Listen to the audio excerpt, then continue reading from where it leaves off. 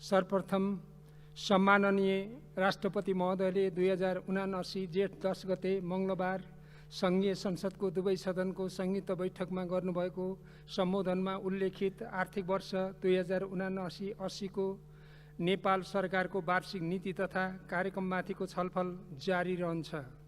मान्य सदस्यहरू, आर्थिक वर्ष 2079-80 को लागि नेपाल सरकारको वार्षिक नीति तथा कार्यक्रममाथि र सो उप प्राप्त संशोधनमाथिको छलफलमा भाग लिन दलीय आधारमा मान्य सदस्यहरूको नाम प्राप्त भएको छ। निर्धारित समयभित्र मान्य सदस्यहरूले आफ्नो भनाइ राखिसक्नुहुन विशेष अनुरोध गर्दछु। सर्वप्रथम मान्य श्री विष्णु प्रसाद पौडेल, समय 15 मिनेट।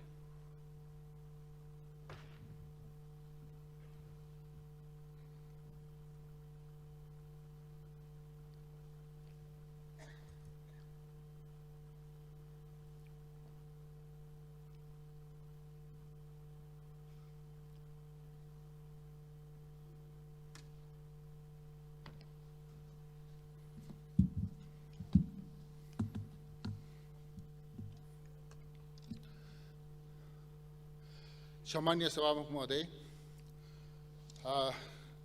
यस सम्मानित सदनमा सरकारद्वारा प्रस्तुत सम्मानीय राष्ट्रपतिज्यू मार्फत सरकारद्वारा प्रस्तुत आर्थिक वर्ष 2079-80 को नेपाल सरकारको नीति तथा कार्यक्रमका सम्बन्धमा म आफ्नो धारणा राख्नका निम्ति उपस्थित भएको छु। सभामुख महोदय, प्रस्तुत नीति तथा कार्यक्रमका सम्बन्धमा नेकपा एमालेका संसदीय दलका नेता माननीय केपी शर्मा ओलीज्यूले व्यक्त गर्नुभएका विचारहरूलाई दृढतापूर्वक समर्थन गर्दै आफ्नो विचार अघि प्रस्तुत गर्ने अनुमति चाहन्छु। समृद्ध नेपाल, सुखी नेपालीको राष्ट्रिय आकांक्षा साकार तुल्याउन राष्ट्रिय एकता, तीव्र गतिको विकास तथा नेपाल नेपालीको हित र कल्याणका लागि सम्पूर्ण सामर्थ्यका साथ क्रियाशील नेकपा एमालेका अध्यक्ष माननीय केपी शर्मा ओलीको नेतृत्वको सरकारलाई अनेक षड्यन्त्रद्वारा अपदस्थ गरेर यो गठबन्धन सरकार बनेको हो। यस गठबन्धनले राष्ट्रिय जीवनका समग्र पक्षमा युगान्तकारी परिवर्तन गर्नका लागि प्रारम्भ गरिएका विकास प्रयासहरू र नेपालले आर्जन गरेको अन्तर्राष्ट्रिय सम्मानमा भयानक क्षति पुर्याएको छ। गठबन्धनको षड्यन्त्रले गर्दा फेरि एकपटक मुलुक र जनतामाथि गम्भीर धोका भएको छ। सम्मानित सदन समक्ष प्रस्तुत गरिएको नीति तथा कार्यक्रममा पनि धोका र षड्यन्त्रका प्रतिबिम्बहरू देखिन्छन्। यो नीति तथा कार्यक्रम गठबन्धन सरकार जस्तै दिशाहीन, उद्देश्यहीन, गन्तव्यहीन छ। इतिहासकै सबभन्दा कमजोर, मुलुकको समस्या नचिनेको, समाधान दिन नसक्ने, खोक्रो र सारहीन छ।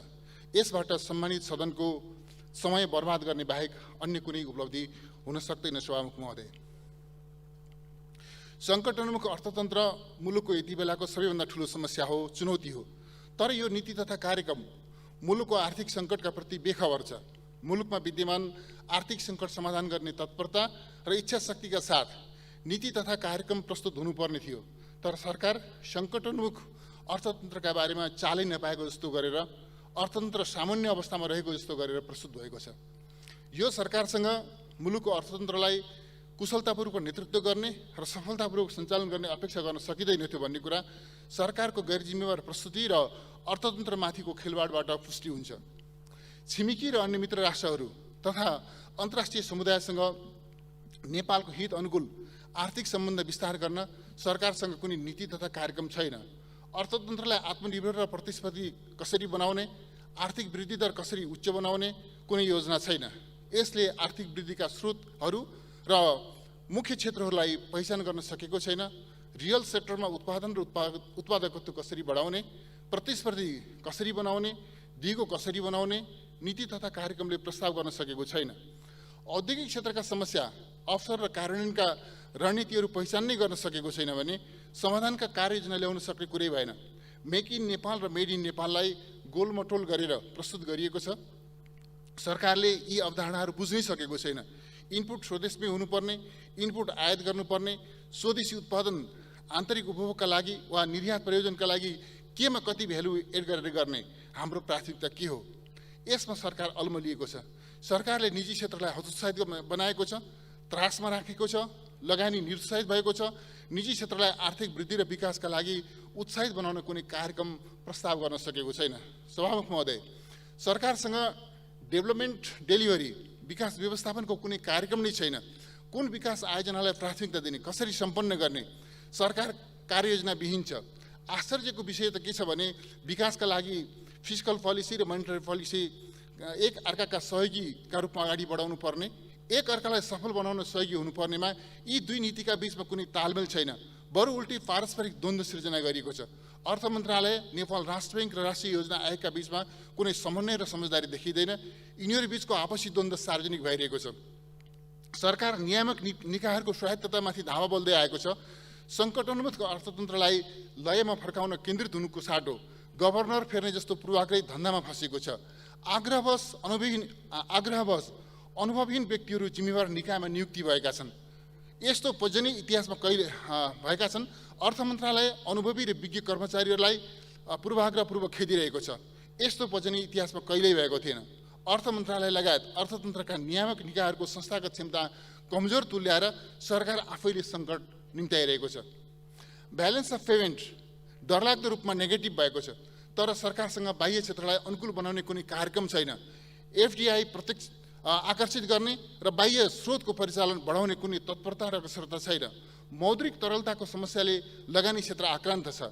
बैंक तथा वित्तीय संस्थाहरू निरङ्कुश तरिकाले नियन्त्रण गरिएको छ। सरकार अर्थतन्त्रमा कुनै समस्या छैन भनेर भ्रमपूर्ण कुरा गर्नमा तल्लिन्छ। हाम्रो अर्थतन्त्र कति सङ्कटापन्न अवस्थामा छ भन्ने कुरा आम नेपालीलाई सोद्धा थाहा हुन्छ।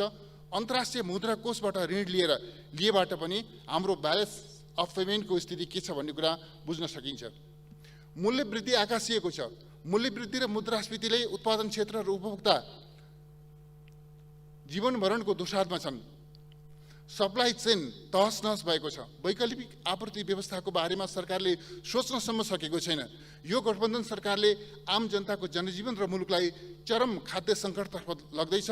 छिमेकी मित्र राष्ट्र र अन्य मित्र राष्ट्रहरू र अन्तर्राष्ट्रिय समुदायले सम्भावित खाद्य सङ्कटबाट बच्न विभिन्न कदम चालिसक्दा पनि यो सरकार कर्तव्यच्युत भएर बसेको छ। वर्ल्ड ब्याङ्क, एफएओ र डब्लुएफपी जस्ता संस्थाहरूले सबैलाई सजग गराइसकेको स्थितिमा समेत यो सरकारले सम्भावित खाद्य सङ्कटले सृजना गर्न सक्ने चुनौती बुझ्नै सकेको छैन वा बुझेर पनि समाधानको प्रयास गर्न चाहँदैन भन्ने कुरा छर्लङ्ग छ। अघिल्लो सरकारले कोभिड महामारी लगायतका समस्याका बावजुद यस गठबन्धन सरकारलाई तुलनात्मक रूपमा सबल र सुदृढ अर्थतन्त्र हस्तान्तरण गरेको थियो। उपयुक्त नीति र रणनीति अवलम्बन गरेर समष्टिगत आर्थिक स्थायित्व कायम गरेको थियो। त्यति बेला सबै आर्थिक परिसूचकहरू सकारात्मक थिए, तर गठबन्धन सरकारले मुलुकलाई आर्थिक दृष्टिकोणले सङ्कटोन्मुख अवस्थामा ल्याइ पुर्याएको छ। मुलुक कुनै पनि बेला खस्न सक्ने गरी आर्थिक सङ्कटको डिलमा पुगेको छ। सभामुख महोदय, यति बेला समस्त आर्थिक परिसूचकहरू नकारात्मक छन्। बजेट घाटा चुलिएको छ। 9 महिनामै 13 खर्ब पुगेको छ। लगभग बजेटकै आकारमा पुग्न सक्ने खतरा देखिएको छ। विदेशी विनिमय सञ्चित जोखिमको स्तरमा छ। लगभग 6 महिनाको आय धान्न सक्ने अवस्थामा यो खसिसकेको छ। चालु खाता घाटा कुल ग्राहस्थ उत्पादनको 10% माथि पुगेको छ। मूल्य स्तर ढाड सेक्ने गरी 7.28% बढेको छ। पुँजीगत खर्च निराशाजनक छ। 10 महिनामा 31% छ। हरेक महिना 10% पुँजीगत खर्च गर्ने सरकारको दाबी हावादारी साबित भएको छ। तरलता अभाव काली लाग्दो अवस्थामा पुगेको छ। बैङ्किङ प्रणालीमा लगानी योग्य पुँजी उपलब्ध छैन। उत्पादनका हरेक क्षेत्र त्रसित भइरहेका छन्। लगानीकर्ताहरू निरुत्साहित छन्। सभामुख महोदय, यस गठबन्धन सरकारले प्रतिस्थापन विधेयक मार्फत गलत नीति अघि सार्यो र हचुवाको भरमा पूर्वाग्रही भएर योजना काट्ने र थप्ने काम गर्यो। समग्र बजेट र कर नीतिमा समेत व्यापक हेरफेर गर्यो, जसले गर्दा मुलुकको अर्थतन्त्र सङ्कटोन्मुख अवस्थामा आइपुगेको हो। सरकारले प्रस्तुत गरेको दिशाहीन नीति तथा कार्यक्रम कार्यान्वयन गर्न ल्याइने बजेटले पनि अन्यलग्रस्त र दिशाहीन नै बजेट पनि अन्यलग्रस्त र दिशाहीन नै हुनेछ भन्ने कुरामा सहज ढङ्गले अनुमान गर्न सकिन्छ।